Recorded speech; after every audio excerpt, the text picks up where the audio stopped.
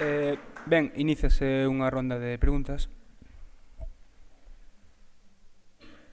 En casos como este sempre ten que ser alguén da organización que faga a pregunta primeira, é inevitable.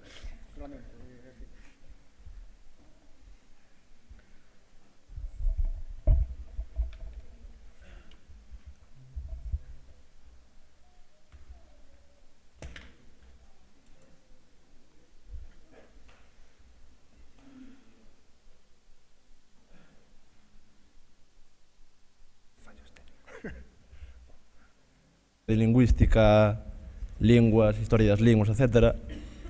Simplemente creo que sí, que precisamos de recibir material cultural portugués porque é un recurso que estamos desaproveitando e necesitamos aproveitalo porque é obvio. Mas eu supoño que moita da xente que está aquí se preguntará, que é unha pregunta que creo que a sociedade galega se fai cando lle falan de reintegracionismo. A ruptura entre o galego e o portugués estímase que foi hai 500 anos e ata a entrada do franquismo, cando se fixo a escolarización masiva da sociedade, o galego, pois... Entón, o que eu me pregunto, moita xente supoño que se preguntará, por que, se o galego tivo a súa evolución natural ata hai 70 anos, e o portugués a súa, por que hoxe importar do portugués? Hola, o teu nome era? Xurso, ok, Xurso. Vamos ver, eu son profesor de portugués, non? E entón levo dando aulas 8 anos. E entón, cando dou aulas de portugués, iban saindo palabras nas aulas, hai dos tipos de reaccións, non? As persoas que falan castellano dinme, anda, igual que en galego. Se hai a palabra orzamento, ou se hai a palabra xuro, dinme, igual que en galego. E os... non sei se lembras aquela escala que era temporal, non? Entón, na Idade Media, o galego, a variedade galega e a portuguesa, perdense palabras galegas e en su lugar aparecen palabras castellanas. Mas as palabras galegas que se perden son as mesmas que as portuguesas. Podía aportar agora bastantes pares de palabras. Por exemplo, tú tens unha palabra como lar. Sabes o que é un lar? Mas probablemente uses fogar. Probablemente. E se non tú, a maioría da xente que está aquí. Por que non usamos lar? Porque en español é hogar. Se en español fose lar, usaríamos lar. Por exemplo, a palabra enfadado e a palabra zangado son sinónimos. Facendo unha selección lexical, seleccionamos aquilo que é igual que o castellano e abandonamos aquilo que é diferente, por pura vontade de comunicar. Qual é a questão? A persoa que fala a lingua máis fraca é a que renuncia e non a que fala a lingua máis forte. Antes poño o exemplo das lulas. Tú estás nun restaurante e queres pedir pescada e tes dúbidas, dices, pido pescado ou pido merluza. Ese xogo existe desde aí centenares de anos. Entón, cada vez que queiras recuperar unha palabra galega auténtica, vas a ir ao portugués. Ok, que non me lledas a isto, por exemplo?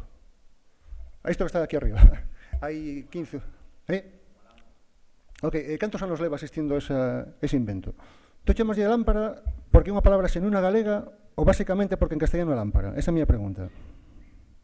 Vote por outra pregunta retórica. Se iso en español fose, que sei eu, candelero, tú como me chamarías? Sé sincero, non te cortes. Candeleiro, ok. Non sei se me estás a entender. Todo o léxico moderno que usamos, todo, copiámoslo do castellano. O cual é lógico. Por qué?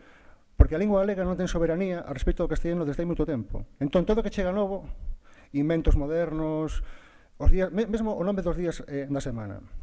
Eu sempre comento nas miñas aulas. Os días da semana en Portugal son segunda-feira, terça-feira media. Quen usa eses días da semana hoxe en día? Ninguén. Bueno, ninguén. Casi ninguén. Eu uso, e aquel amigo dele tamén, pero casi ninguén. Por qué? Non sei me estou a explicar, Xurso. Eu quero explicarme, non sei me estou a explicar. O que trato de dizer, basicamente, o léxico xenuíno está en Portugal e todo o léxico moderno que tú usas, que usamos todos, é copiado do castellano.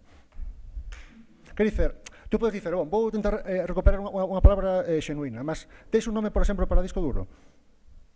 Tens un nome, por exemplo, para tren ou para autobús? ¿Cuál? Disculpa. Ok. Que dicer, tes nomes para iso, Xurso? Pues pregunta, vai. Discrepa. Que se pasa con inglés? Todo vendo castelán, ninguén nada vendo inglés. Aquí na Galiza? Das palabras, Sí. ninguna. Dime unha. E logo train, Cual? tren. Eu creo que tren entrou polo castellano. Ti crees? Non entrou, eu creo que sí. Variamos, Moitas, Non pensemos que todo é desde alá. Mas, Cuidado, chamaste como? Disculpa, o teu nome? Chámame Iván. Iván, ok, Iván. Vamos a ver. Na Galiza o castellano é un filtro de todo iso, non entra directamente. Quer dizer, todo o léxico informático que nós utilizámoslo porque en castellano así, non porque nós o inventemos. O léxico informático, creo que sí, claro. Dicimos disco duro porque en español é disco duro. Non porque en inglés é hard disk, iso non ten moita importancia, non vamos a fonte. O nivel de inglés que temos nós, en xeral, é bastante fraco. O español é un filtro de todo iso.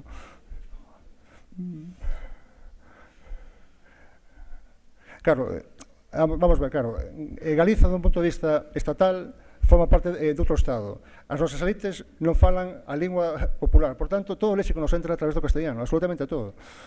Sí, por favor, chamaste...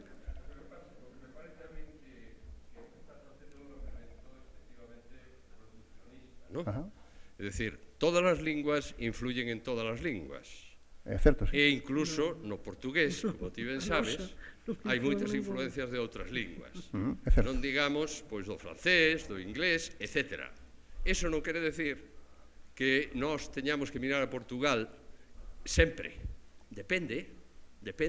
Unhas veces terás que mirar a Portugal e outras veces terás que mirar a outro sitio. O que tens que tratar é de enriquecer a túa lingua. Antes estabas poñendo o exemplo de pescada. Pescada non é unha palabra portuguesa. Pescada é unha palabra galega.